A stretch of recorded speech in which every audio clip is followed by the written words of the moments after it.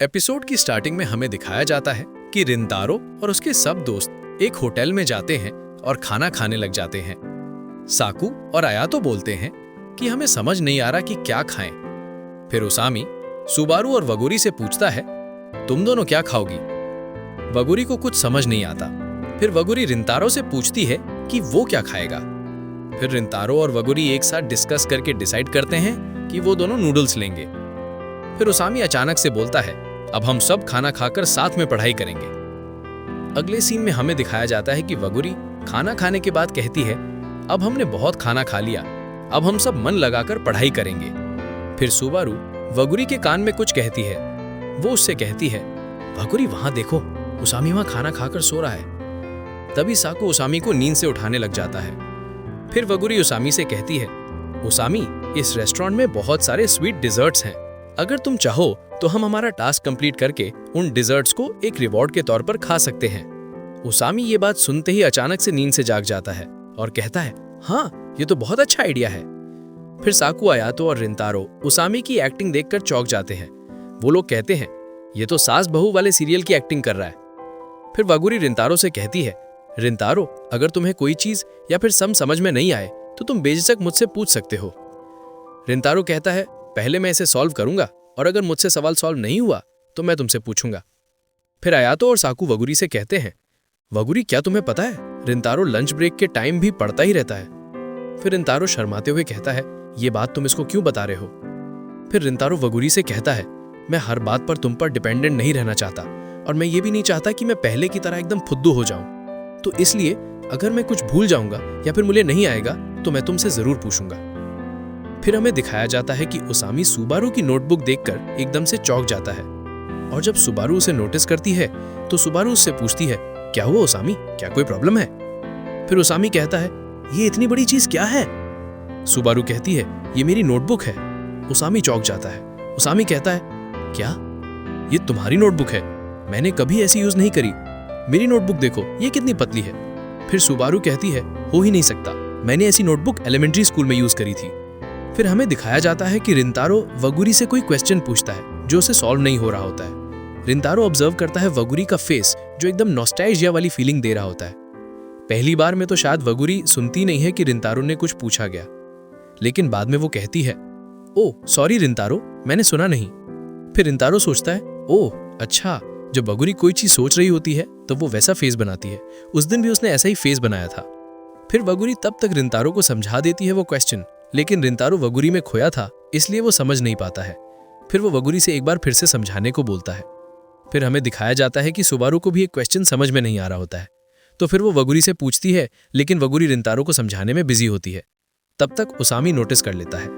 उसामी कहता है, क्या हुआ सुबारू, क्या तुम्हें कोई प्रॉब्लम है? फिर सुबारू उससे कहती है, मुझे एक क्वेश्चन समझ में नहीं आ रहा, क्या तुम मुझे समझा दोगी? फिर उसामी उसे समझाने की ट्राई करता है, लेकिन थोड़ी देर बाद उसामी हाथ खड़े कर देता है।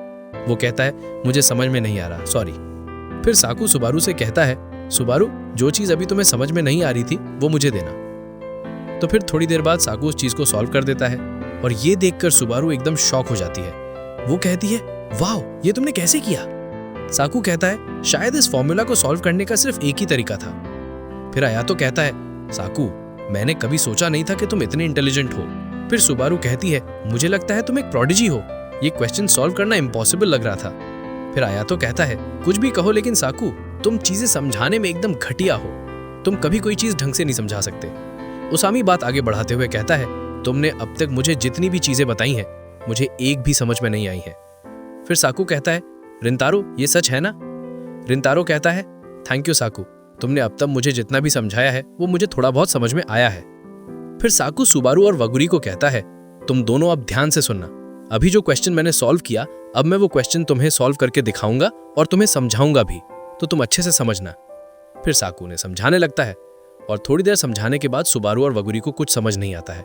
वगुरी कहती है, कोई बात नहीं साकू, तुम फिर ट्राई कर सकते हो।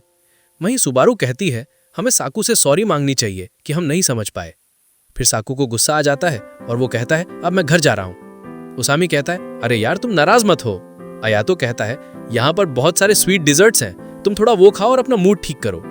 वगुरी कहती है, ये मेरे पास मेन्यू पड़ा है, तुम इसमें से चेक कर लो तुम्हें कौन सा चाहिए। अगले सीन में हमें दिखाया जाता है कि रिंटारो और उसामी अपनी स्कूल में होते हैं और वो दोनों अपना रिजल्ट दिखाते हैं। उनका रिजल्ट बहुत अच्छा आया होता है। उसामी चिल्ला कर बोलता है, इस बार हम लगातार दूसरी बार फेल होते होते बच गए। फिर आयातो उन्हें कॉन्ग्रेचुलेशंस कहता है और उन्हें बताता है, मेरे मैथ्स में पिछली बार से 5 मार्क्स ज़्यादा आए हैं, मैंने बहुत इम्प्रूव किया है।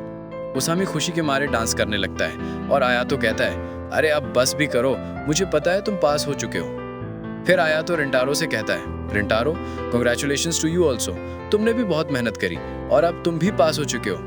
रिंटारो कहता है, थैंक यू यार, मुझे तो अभी भी यकीन नहीं हो रहा कि मैं पास हो चुका हूँ, मुझे अब बहुत राहत मिली है। फिर 2 लड़के आकर उसामी और रिंटारो से चिपक कर रोने लगते हैं। वो कहते हैं, तुमने इस बार भी ये एग्ज़ाम पास कर लिया और हम फेल हो गए।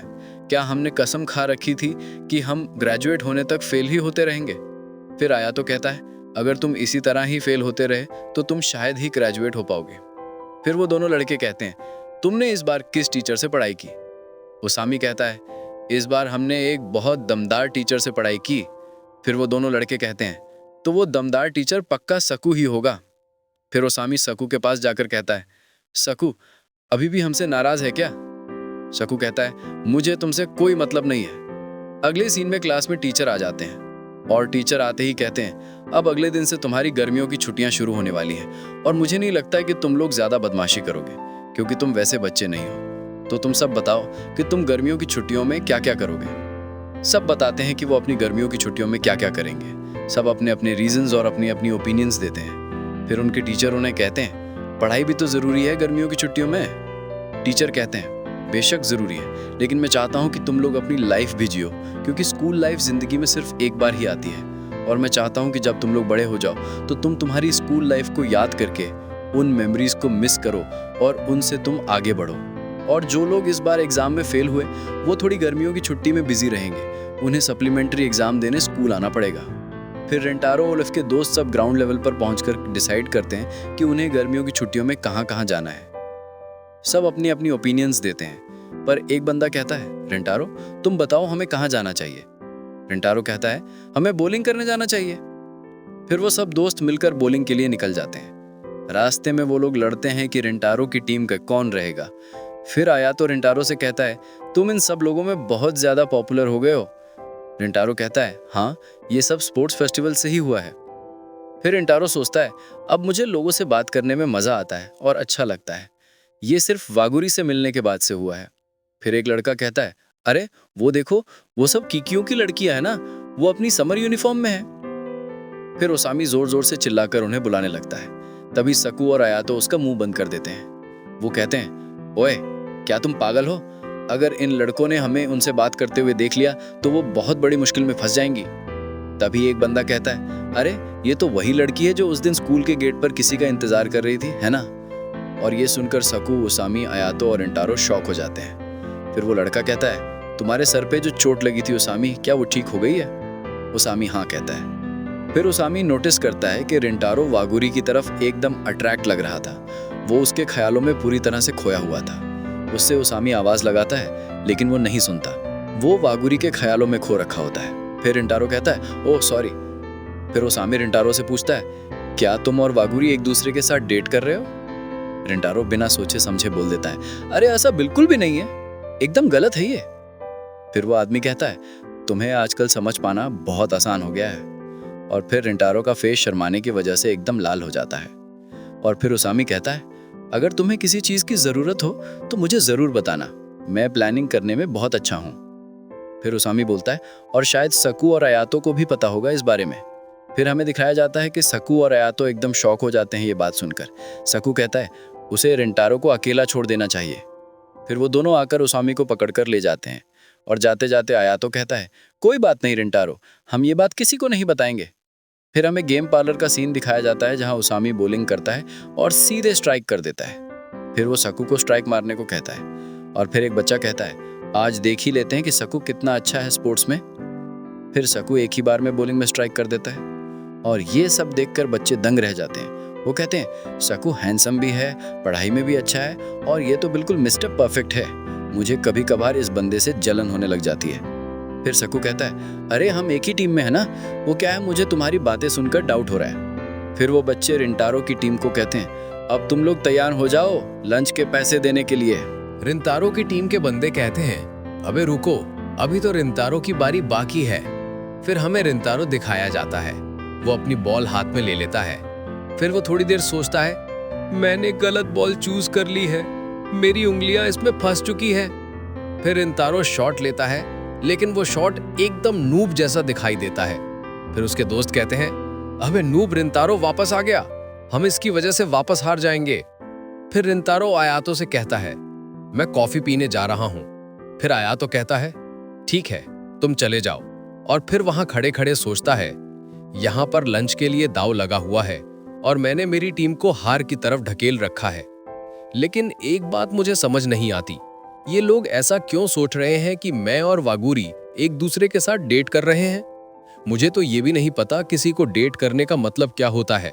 जब तक मुझे वागुरी की मुस्कान देखने को मिलती है, मैं उसी में ही खुश रहता हूं। फिर वहां आयातो आ जाता है।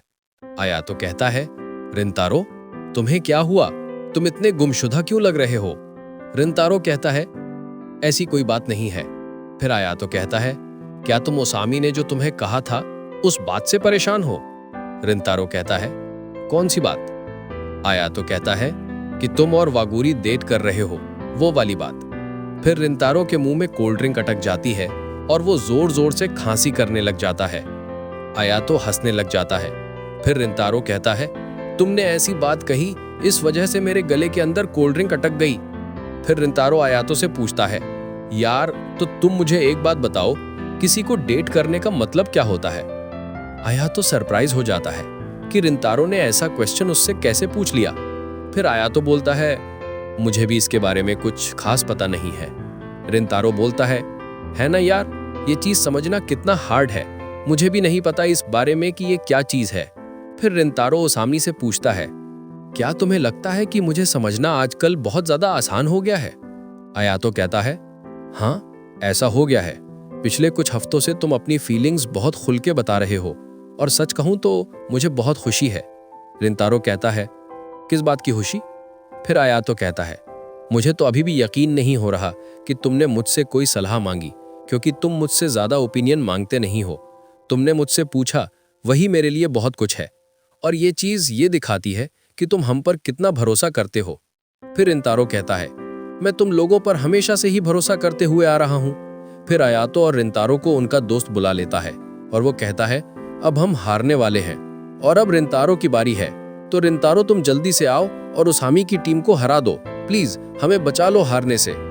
फिर रिंतारो और आयातो कहते हैं, तो चलो हम अपना मैच जिताते हैं। फिर आयातो रिंतारो से कहता है, रिंतारो क्या तुम ओसामी का हारा हुआ मूड देखना नहीं चाहोगे। मुझे बुरा लगेगा, लेकिन थोड़ा सा वो भी साकू के लिए। रिंतारो कहता है, क्यों, तुम ओसामी का हारा हुआ मुंह क्यों देखना चाहते हो। आयातो कहता है, उसने तुम्हें बेफालतू की टेंशन दे दी और तुम पूरे दिन अपना मूड खराब रखने वाले थे।